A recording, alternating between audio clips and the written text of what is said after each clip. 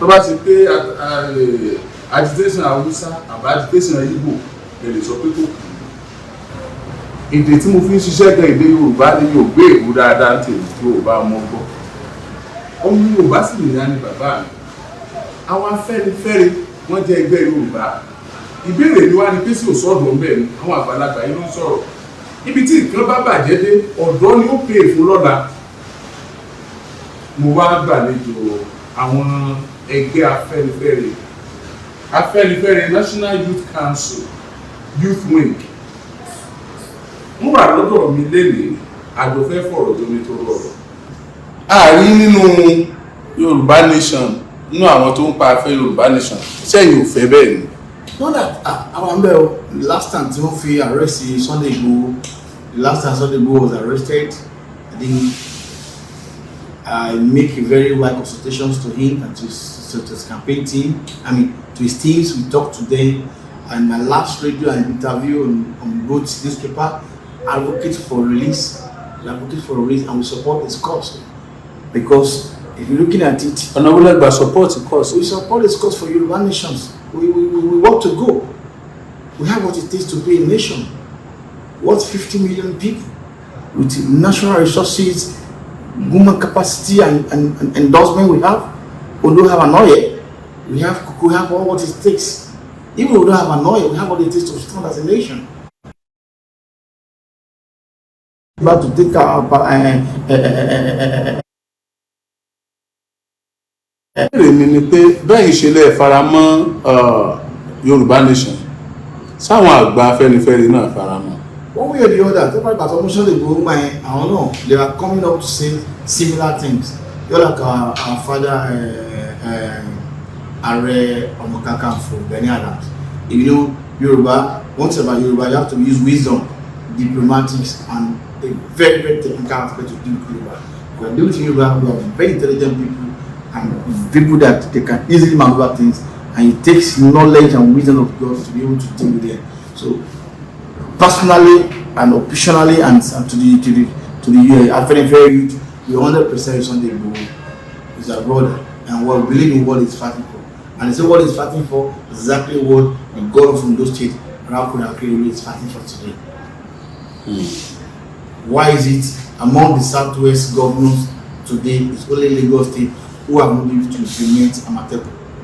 Lagos and one other state today.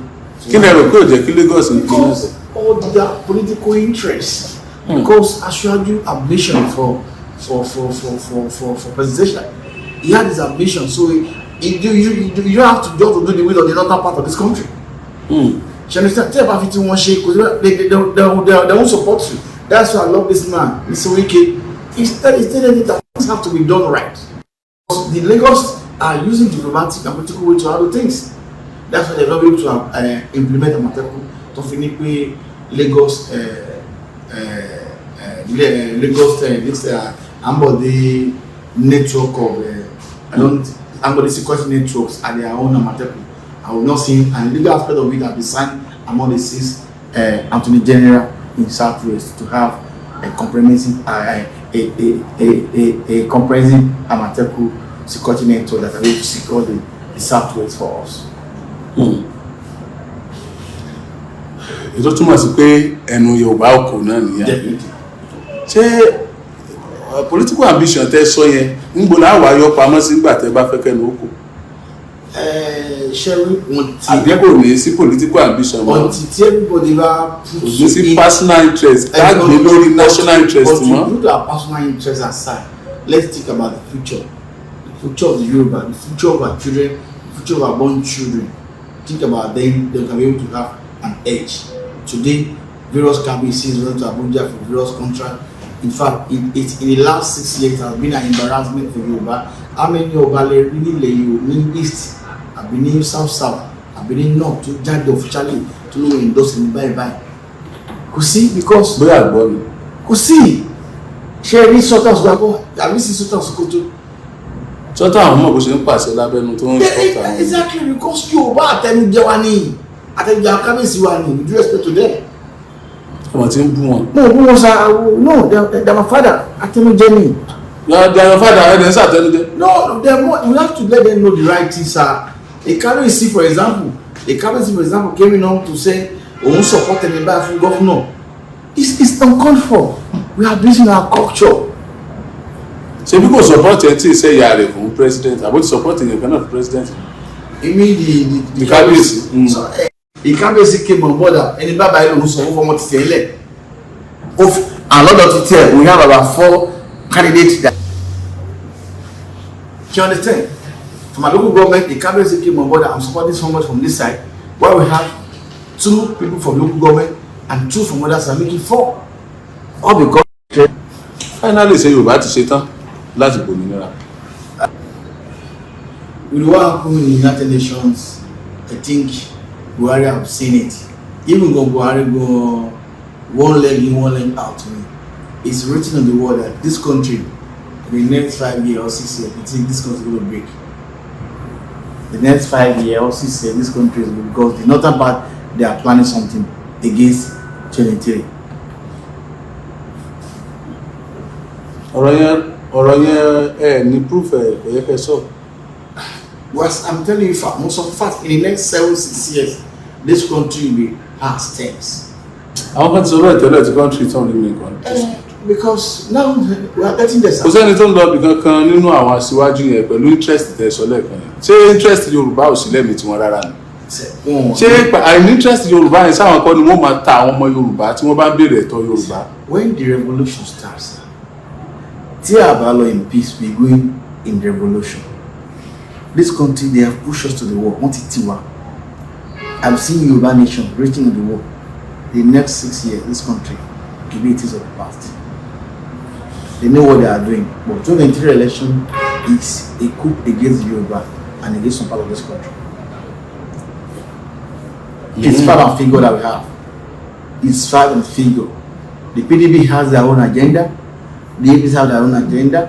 The other party have their own agenda. But if you have force, but may I say the Afenifere youth have their own agenda. Afenifere elders have their own agenda. Old system that will be operating. Are you? By the time have a normal old system will be operating that we have the western region, the northern region. Before you know, I think create Latife learning. But agenda ọ̀tọ̀ọ̀tọ̀ lẹ́ni àtàgbà Afenifere àtọ̀dọ̀ Afenifere ṣé bí ta ti ṣubú bọ̀ náà kọ́ yìí. That is why we are advocating for what we call the Yoruba must come together and speak in one voice. Like for example, now Afenifere Council now, we have over 47 members of various groups that will be speaking together in one voice. That we must make a common statement in some few months, in some few days, and for people to know that we really need business and important answer that Yoruba must be liberated for the answer of these people. We are no longer continue to be a slave in this country per se, because thousands of Yoruba children are out there jobless. Millions of Yoruba children are out there looking for what to do. Thousands of us are out a second class citizen in this country. Tell about Yoruba nation, it will let myself. We speak Yoruba.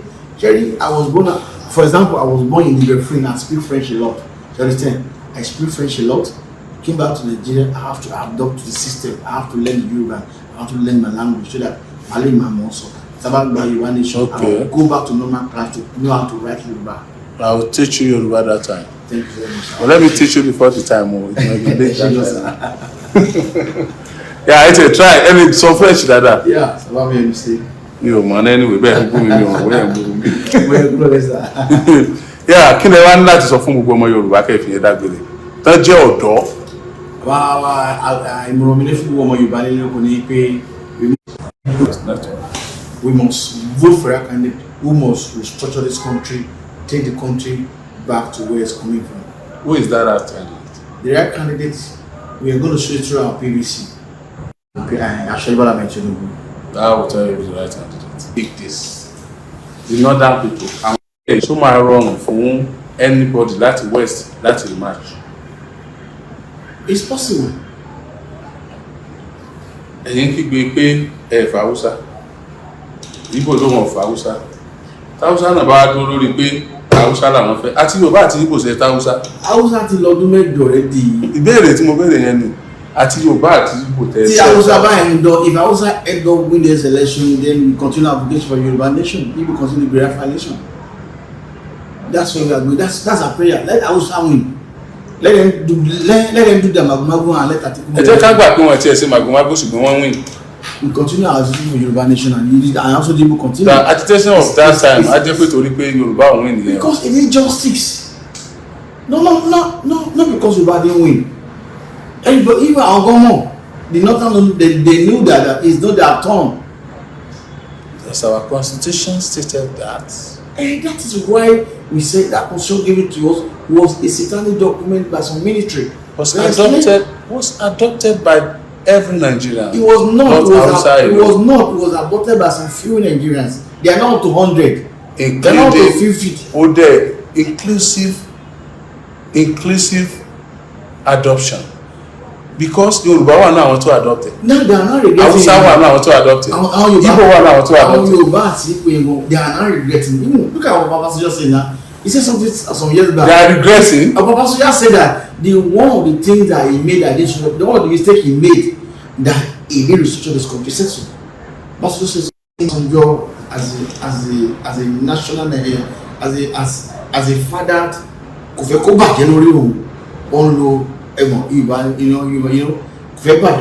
we're looking at if I restructure this country, will it be only not to restructure? I mean, they're just too technical to do it. But now I understand that if you are resourcing Nigeria in the last 10 years, Nigeria will have gone far.